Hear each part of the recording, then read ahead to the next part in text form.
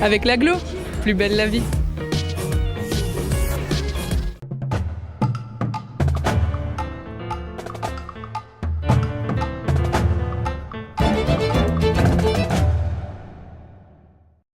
Bonjour à tous, Mosaïque vous propose aujourd'hui 2 magazines. L'un concerne les services à la personne qui sont en plein développement, l'autre nous emmène dans les coulisses de notre chaîne locale Mosaïque. En attendant, nous passons le relais à Sandrine pour la météo. 31% des accidents du quotidien ont diverses origines. Assurance accident de la vie, la sécurité par tous les temps.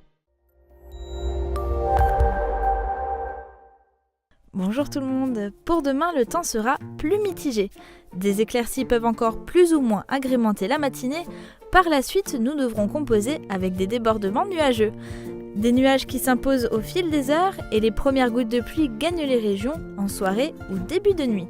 Côté température, les minimales iront de -2 à 1 degré, les maximales de 7 à 10 degrés. Demain samedi 14 mars, nous fêtons les Mathildes.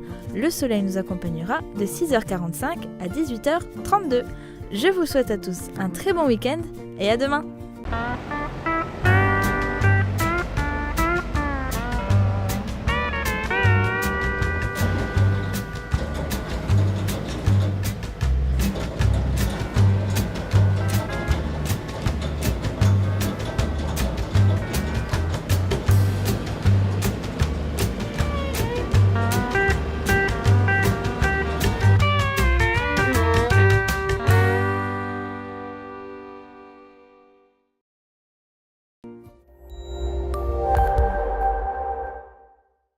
Je parraine un ami et tout le monde y gagne.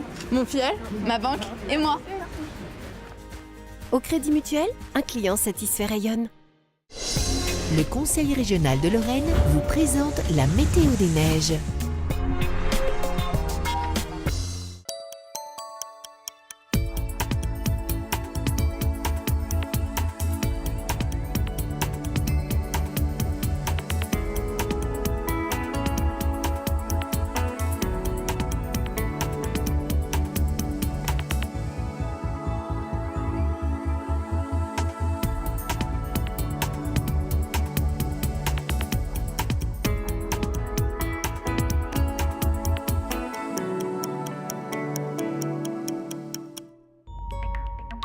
Retrouvez toutes les informations sur l'enneigement de vos stations préférées sur www.bulletin-d-neige.com. Le Conseil régional de Lorraine vous a présenté la météo des neiges. La FEPEM est la Fédération des particuliers employeurs de France. Elle représente les particuliers employeurs auprès des institutions nationales, régionales et européennes. Elle développe et promeut l'emploi entre particuliers. Le service à la personne est son champ d'action principal. Mosaïque a été chargé de réaliser pour la FEPEM plusieurs portraits d'hommes et de femmes engagés au service des autres. Zoom sur ces métiers et sur le quotidien de ces professionnels souvent méconnus. Le magazine est de Kelly Cousin et d'Yvan Becker.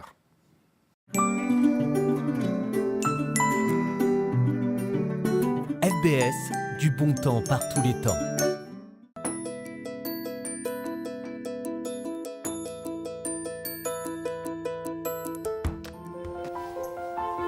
Bonjour Madame Calva. Bonjour Tania.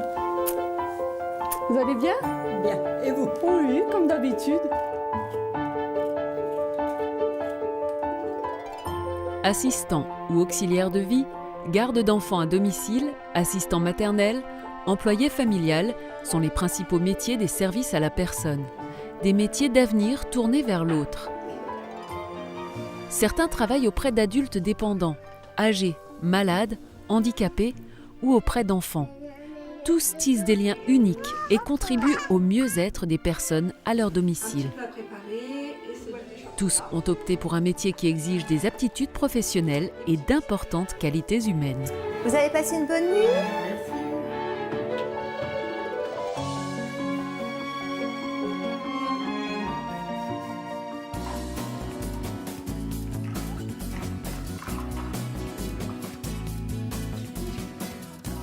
Agent d'entretien, livreuse ou encore animatrice dans une radio, Zaina a exercé plusieurs métiers avant de devenir, il y a 1 an et demi, assistante maternelle.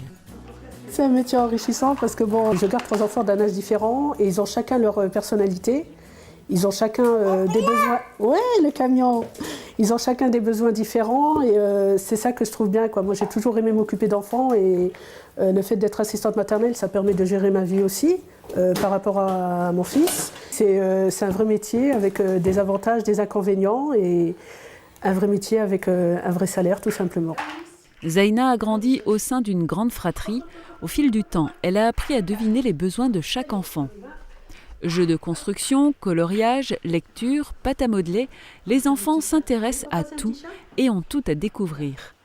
Quand on est assistante maternelle, le plus difficile, c'est au début, quand l'enfant ne nous connaît pas, il découvre un nouveau lieu, de nouvelles choses. Donc il y a forcément des pleurs, plus ou moins longs selon l'enfant. Mais sinon, après une période d'adaptation, ça se passe super bien. Et le soir ou en fin de journée, des fois ils ont du mal à partir, les gamins veulent rester, veulent jouer et tout. Et là, je me dis, bon, ils seront bien, c'est le principal, quoi. Quand j'ai les 3 petits toute la journée, c'est un vrai travail. Et en fin de journée, bon, je suis fatiguée comme beaucoup de monde. Mais bon, c'est un métier que je ne changerai pas. C'est une chose que je fais depuis que je suis toute petite, quoi. J'ai toujours su que j'allais travailler avec les enfants. Je ne savais pas exactement comment, mais j'ai toujours voulu. Et aujourd'hui, je suis heureuse, quoi. Ces horaires sont fluctuants. C'est une organisation de tous les jours. Savoir dialoguer, tant avec les enfants qu'avec les parents, une qualité indispensable pour entretenir de bonnes relations. C'est peut-être un grand mot, mais j'ai l'impression de faire partie de leur famille. Ils parlent souvent de moi, même les week-ends, ou quand je suis en congé, je sais qu'à leur retour, j'ai des informations. Les mamans me disent, bah, tiens, la petite m'a parlé de toi, on est passé devant chez toi. Elle a tout de suite reconnu le chemin, elle dit Tati, et je trouve que c'est touchant, quoi, de voir que j'existe en dehors de mon travail, aussi bien le week-end que quand je ne les ai pas avec moi. Allez, zou. Zaina envisage d'accueillir des enfants en difficulté et de devenir famille d'accueil. Encore ? Encore, allez.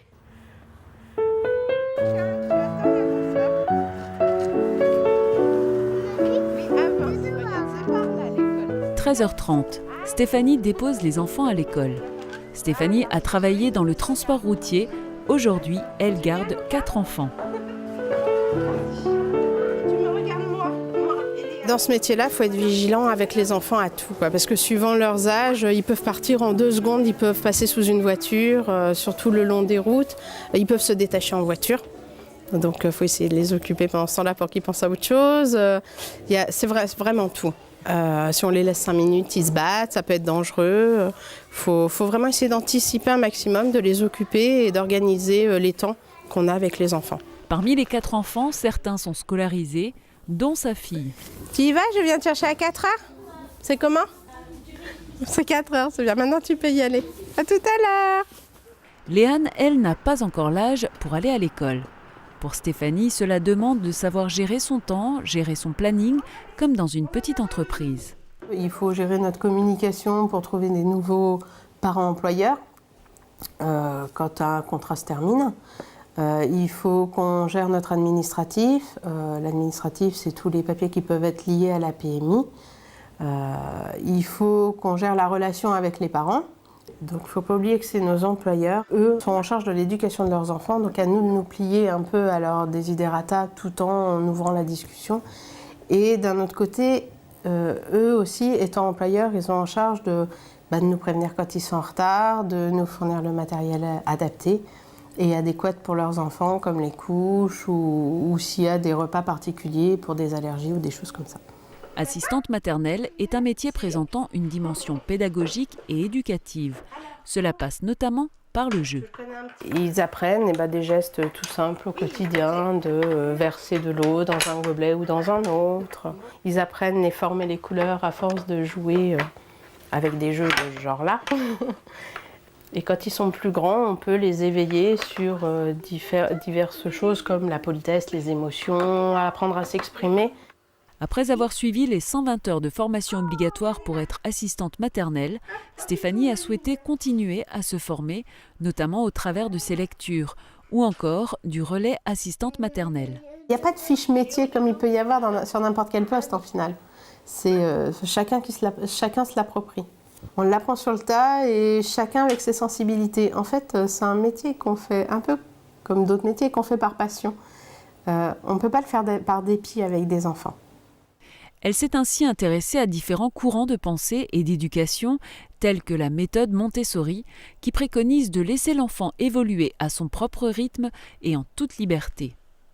Et c'est avec philosophie que Stéphanie envisage la séparation avec les enfants en fin de contrat. La séparation, je pense que c'est quelque chose de difficile, mais comme un professeur qui s'investit auprès de ses élèves pendant 1 an, il sait très bien qu'à la fin de l'année, il va changer d'élève.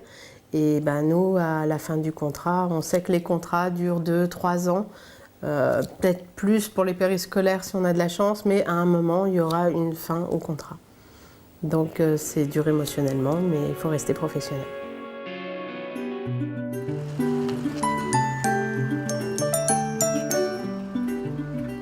Il est 7h du matin, nous partons maintenant à la rencontre d'hommes et de femmes qui travaillent, non pas auprès d'enfants, mais auprès de personnes âgées ou dépendantes. Rita Lombardo a travaillé en usine, puis en boulangerie et dans la vente. Il y a 15 ans, quand sa mère tombe malade, elle s'oriente vers le service à la personne. Bonjour madame, je viens d'arriver. Il y a 15 ans, Rita n'a pas hésité à quitter son métier pour s'occuper de sa mère atteinte d'une leucémie, puis quelques années plus tard, de son père. Je me suis rendu compte que j'étais faite pour ça parce que venir en aide à les personnes, que ce soit moralement, que ce soit l'aide dans le logement ou diverses, je trouve que c'est important. C'est donc sur le terrain que Rita a appris le métier. Elle a validé ses acquis d'auxiliaire de vie et s'est formée par le biais du relais assistante de vie. Après des débuts dans l'entretien, elle s'occupe aujourd'hui de personnes dont certaines sont atteintes de pathologies telles qu'Alzheimer ou Parkinson. Elle les stimule pour qu'elles gardent une part d'autonomie. Des fois, c'est pas facile. Les gens sont des fois agressifs ou alors des sauts d'humeur aussi. Donc après, il faut savoir aussi comment gérer, comment s'adapter. Il faut être patiente dans ce métier. Très patiente, il faut être à l'écoute aussi, c'est important aussi. Rita travaille auprès de 7 personnes. Chacune a ses exigences, sa culture et sa façon de fonctionner. À leur contact, elle apprend beaucoup, comme à parler algérien. En fait, ce métier, il n'est pas reconnu à sa juste valeur, mais on le fait quand même par passion. Doucement, hein. C'est enrichissant. Voilà, c'est ça qui m'a beaucoup plu dans ce métier. Rita souhaite continuer à se perfectionner dans les pathologies, l'aide à l'autonomie et devenir aide-soignante.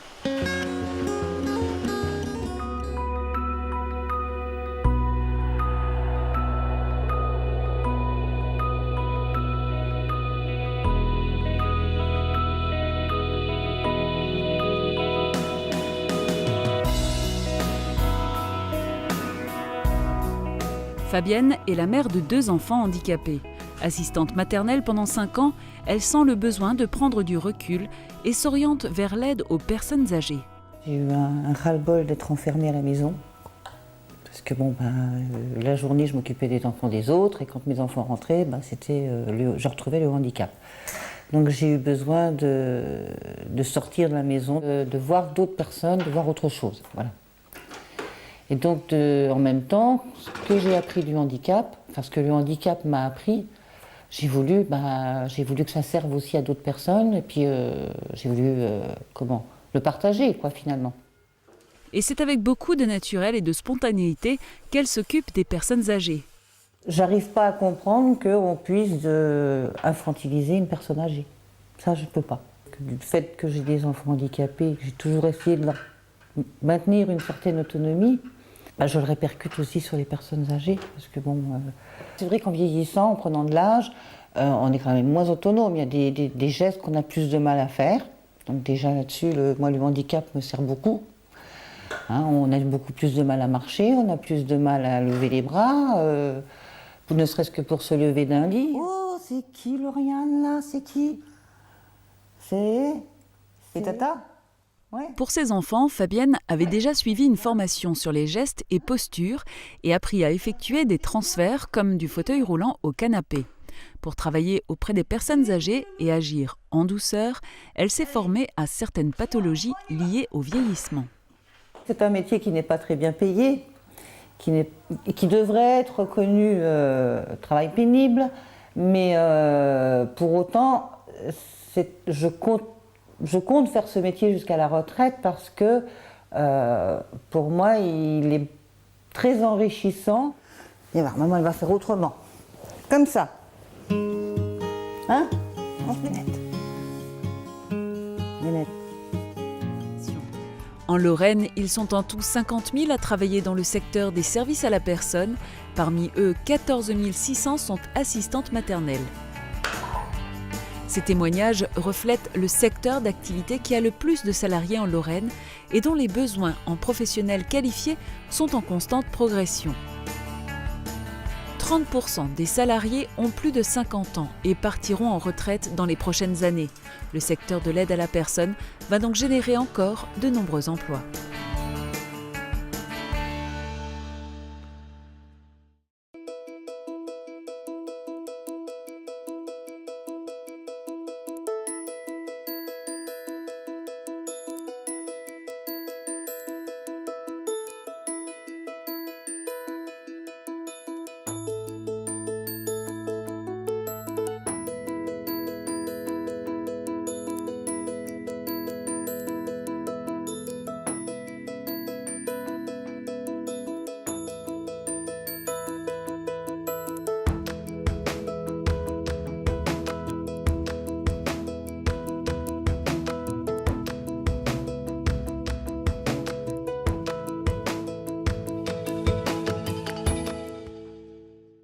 Et le nombre de personnes de 60 ans et plus a cru de près de 23% en 10 ans.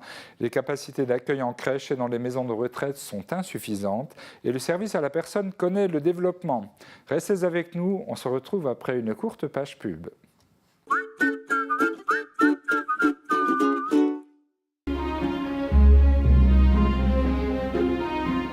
C'est le mois de l'Alliance à la bijouterie Finbel. Rendez-vous en boutique pour des affaires en or.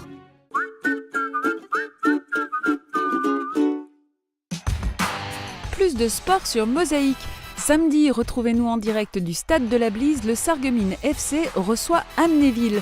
Il y a encore des points à prendre dans ce championnat pour les faïenciers. Rendez-vous pour le coup d'envoi à 18 h. Le week-end aussi, votre télé, c'est Mosaïque.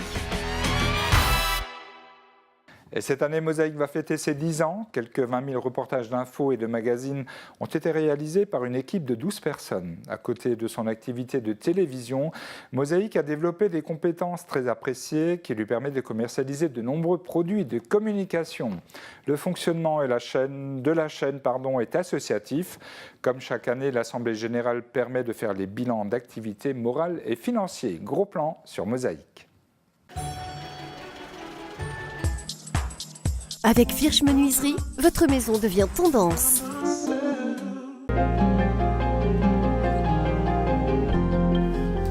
Bonjour et bienvenue à tous. C'est avec plaisir que j'ouvre cette 9e Assemblée générale de Mosaïque. 2015 ne sera pas une année comme les autres. C'est une année que nous dédions au souvenir. Il y a 10 ans, vous vous souvenez, nous avons commencé à écrire les premières lignes du scénario de la formidable histoire de Mosaïque. Nous sommes alors début 2005, un projet de télévision locale est présenté aux élus, il séduit unanimement l'Assemblée communautaire et tout va alors très vite. Une association est constituée en mai 2005 et Mosaïque Télévision sans frontières naît. Le 16 août 2005, les recrutements sont déjà terminés. La toute jeune équipe se met au travail dans les locaux d'Itch, place Jeanne d'Arc, à Sarreguemines. En un temps record de 9 semaines, un plateau est monté, l'équipement technique est mis en œuvre, une grille des programmes est élaborée, toute une organisation est déployée et le 28 octobre 2005 à 12 h 30, les premières émissions investissent le réseau câblé. Pour ma part, j'ai éprouvé une immense fierté en tant qu'habitant du territoire et bien évidemment en tant que président de Mosaïque. Nous allons marquer ces 10 ans par de nombreux événements cette année, de nombreux événements télévisuels. L'équipe travaille actuellement pour monter tout un programme d'animation. Notre objectif est de toucher et de faire participer un maximum d'habitants en investissant quasiment tous les domaines de la vie locale. Puis, en 2009, cela a été une nouvelle année qui a marqué également l'histoire de Mosaïque. En 2009, nous investissions dans la diffusion numérique et au format 16/9, avec un nouveau décor de plateau et une nouvelle grille des émissions. Et puis, en 2014, et vous l'avez vu sur les écrans, c'était un nouveau virage. Nous avons pris conscience qu'il était vital d'effacer le tableau précédent et de créer un nouveau rendez-vous quotidien dans un nouveau décor que vous découvrez ici, avec de nouvelles identités visuelles et de mettre en face les moyens techniques nécessaires. Pourquoi ? Parce que notre téléspectateur a changé. Il consomme de l'image sur plusieurs supports et devient accessoirement lui-même producteur de supports et d'images qu'il partage avec son réseau. Alors comment continuer à capter son attention ? Après mûre réflexion, notre réponse est de cultiver 3 orientations majeures: la proximité, l'originalité et la qualité. C'est ainsi que nous avons créé le 30 minutes de Mosaïque. À 12h pile, l'enregistrement direct de l'émission débute. C'est une quotidienne plus péchue, plus originale, plus variée, avec un retour en force vers la proximité. Pour réussir ce défi quotidien, nous sommes contraints en permanence à une anticipation et une organisation rigoureuse. Une fois le REC, c'est-à-dire l'enregistrement, est lancé, le présentateur, les invités et les techniciens n'ont plus droit à l'erreur. Ce 30 minutes est structuré autour de l'info, de la culture et du divertissement. L'équipe de l'info est composée de 4 journalistes chevronnés qui effectuent un travail de fourmi: Jean Birkel, Thomas Drouin, Guillaume Dumontel et à la tête, Julia Britran. Depuis la rentrée, ils nous proposent des sujets plus courts. L'info événement est diffusée jour plus 1 au plus tard. Un retour sur l'actualité du week-end est diffusé dès le lundi. Et cerise sur l'info, nos moyens techniques permettent désormais d'organiser des duplex sur des événements importants. On l'a vu pour des matchs de foot, la cavalcade, etc. Pour ce qui est de la culture et du divertissement, Catherine Henrich nous propose plusieurs nouveaux concepts au thème porteur. Je ne citerai que la petite histoire, tendance, entrée plat dessert et la météo, suivie de pastilles très sympathiques. À noter que Sandrine Serbino est devenue notre Miss Météo et que Marianne excelle toujours dans son émission littéraire et que vous avez toujours à l'écran 4 joyeux lurons qui composent désormais l'équipe de plate-bande: Suzanne Bichler, Bertrand Yegel, Martine Remarque et Sébastien Young de Radio Mélodie. Ce 30 minutes est doté, vous l'avez vu, d'un nouvel habillage, un nouveau logo, de nouveaux génériques, une nouvelle gamme d'identités sonores. Tout cela est totalement fait maison, in mosaïque, le fruit d'une créativité et d'un savoir-faire remarquables. Bravo Yvan, bravo Julien, bravo Marc, qui ont conjugué leur talent et leur créativité. Ils sont 4 à se mettre en danger dorénavant lors de ce direct. Nos présentateurs, Julia, Jean, Kelly et Francis, avec leur sympathie, leur présence, leur talent, mais également leurs défauts, et ils apportent une connexion à la fois professionnelle et conviviale avec nos téléspectateurs. Ils véhiculent les valeurs de Mosaïque, dont fait partie l'attachement à notre territoire. Pour que cette quotidienne de 30 minutes soit possible, il a fallu investir. Pour en limiter le coût global, nous avons retroussé les manches et pris en charge une grande partie des travaux. Yvan Becker, l'homme aux multiples compétences, s'est naturellement placé comme conducteur des travaux. Yvan Becker, de son ordinateur, a sorti des plans, les nouveaux plans d'une précision stupéfiante. Un vrai travail du bureau d'études. En binôme avec Marc Huder, notre compétent responsable technique, ils ont établi le cahier des charges techniques, se sont entourés d'autres compétences et enchaîné la mise en œuvre. Tout a commencé d'abord par la rénovation du car régie. Le Renault Master, acquis en 2006, avait connu une première transformation importante en 2009, due à la généralisation du format 16/9, mais n'était plus adapté à la norme actuelle qui est devenue aujourd'hui la HD, c'est-à-dire la haute définition. Donc l'agencement a été complètement revu et de nouvelles fonctionnalités ont été intégrées. Ce car est un véritable bijou de technologie. Nous en sommes particulièrement fiers et je vous invite à découvrir, pour ceux qui ne connaissent pas encore, le car régie et surtout en fonction dans les locaux en dessous et à l'issue de cette assemblée générale. Toute la production est réalisée depuis septembre au format HD. la qualité de l'image est nettement supérieure et c'est vraiment la solution, la véritable solution pour l'archivage durable. Le décor plateau dans lequel nous sommes installés aujourd'hui a été imaginé en collaboration avec le designer de la société Stiltech de Sarreguemines. Loin des plateaux de télévision classiques, il s'apparente, vous le voyez, à un loft moderne où l'on se sent chez soi. Les nouvelles caméras sont discrètes, intégrées dans le décor et pilotées à distance. Tous les murs ont été retravaillés. Ils intègrent des niches de décoration et une fausse fenêtre panoramique donnant une vue sur la scène la plus symbolique de Sarreguemines, le casino des faïenceries. Un mobilier important et très design, avec de jolies courbes et beaucoup de lignes de fuite, apporte une très grande profondeur. L'ambiance est assurée par un important dispositif d'éclairage aux couleurs interchangeables. Désormais, nous bénéficions de 5 zones principales dans ce studio. Une zone JT avec une option invité, une zone débat pour 4 invités, une zone chroniqueur et de démonstration, et une zone expression artistique pour la musique, le chant, le théâtre, et un fond vert pour l'incrustation. La Casque, notre partenaire principal, a cru en notre projet. Estimée à 300 000 €, elle est intervenue à hauteur de 200 000 €, le reste étant à la charge de notre association. Merci au président Roland Roth, au vice-président et à toute l'Assemblée décisionnaire pour leur confiance. Avant d'en terminer avec le rapport moral, je voulais donner quelques informations en bref et qui sont utiles, tout d'abord concernant la diffusion. En 2009, Numéricable nous a diffusé sur la métropole de Metz. En 2013, Mosaïque est reprise par les box Orange sur le canal 270 en diffusion Lorraine. Au second semestre 2014, la chaîne a poursuivi l'extension de sa diffusion sur les box SFR en diffusion nationale sur le canal 354. Et depuis mi-novembre, nous sommes diffusés sur YouTube en direct. Nous allons en 2015 essayer d'accéder également aux box free. En 2014, Laetitia Chatner nous a quitté Mosaïque. Elle est remplacée dorénavant par Sandrine Serbino. Nos comptes annuels, et cela malgré les investissements importants menés, restent positifs. Le niveau des recettes de prestations de services reste exceptionnel alors que la conjoncture économique est difficile.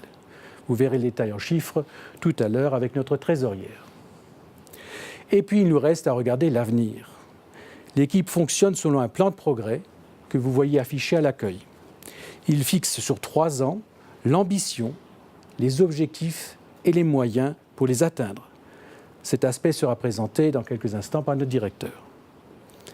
Il me reste à remercier le comité directeur pour sa présence et la sagesse des décisions prises. Merci aussi à vous, membres associés et membres de la commission d'arbitrage. Vous constituez notre association, vous êtes le socle de Mosaïque. Je veux évidemment aussi m'adresser à l'équipe. Vous êtes là au quotidien, disponible, 7 jours sur 7 pour assurer l'activité de la chaîne. Vous exercez un métier difficile parce que votre travail est exposé. Difficile aussi parce que les sollicitations sont très nombreuses et ne doivent pas vous empêcher de mener des initiatives propres. Vos multiples talents s'expriment. Sachez que j'apprécie par-dessus tout votre capacité à vous remettre en question et à toujours chercher le progrès. Votre résultat est là, tous les jours, à 12 h, à l'écran. Et vous le savez, comme chaque année, je dis bravo à toute l'équipe et je demande à ce qu'on applaudisse cette équipe formidable.